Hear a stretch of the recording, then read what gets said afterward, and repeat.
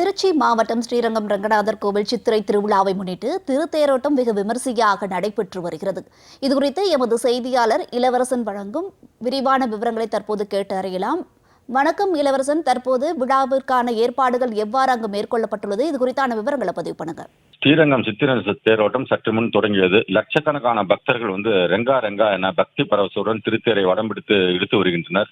அதாவது விருப்பன் திருநாள் எனப்படும் ஸ்ரீரங்கம் சித்திரை தேரோட்டம் கடந்த ஏப்ரல் 28ஆம் தேதி கொடியேற்றத்துடன் தொடங்கி ஒவ்வொரு நாளும் நம்பெருமாள் பல்வேறு வாகனங்களில் எழுந்தருளி காட்சியளித்தார்.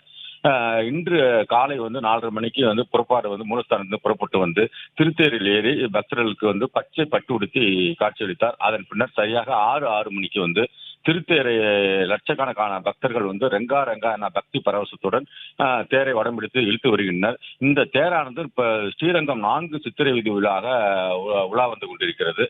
இன்று காலை சுமார் ஒரு 10 to 10:30 மணிக்கு திருத்தேரோட்டம் நிறைவடையும் என எதிர்பார்க்கப்படும் நிலையில் இந்த திருத்தேரில் நேற்று ஸ்ரீவில்லிபுத்தூரிலிருந்து கொண்டு வரப்பட்ட ஆண்டாள் சூடி கொடுத்த கிளிமாலை மற்றும் வஸ்திரங்களை அணிந்து நம்பெருமாள் காட்சியளிக்கும் இந்த கண்கொள்ளா காட்சியை லட்சக்கணக்கான பக்தர்கள் தொடர்ந்து தரிசனம் செய்து வருகின்றனர்.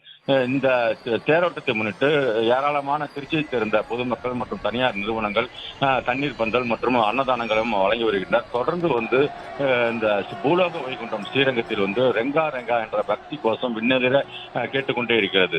வறுமையா இளவரசன், விவரங்களுக்கு நன்றி.